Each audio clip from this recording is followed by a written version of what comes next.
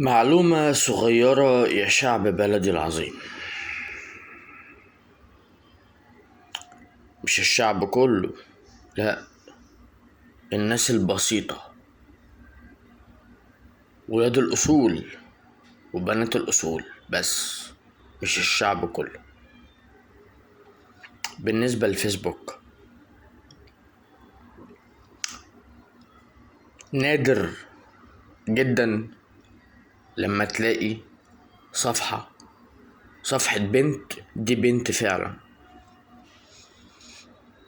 99% من صفحات الفيس الخاصة بالبنات دي أصلا شباب خوالات نصابين.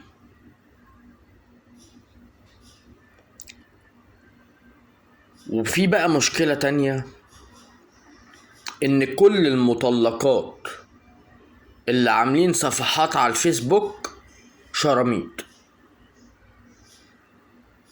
وبرضو دي حقيقة، مطلقات كتير جدا في الواقع شراميط، اللي هو اتطلقتي تبقي شرموطة. طب ما هو في متزوجات وعلى ذمة، مش هقول رجالة انهم مش رجالة.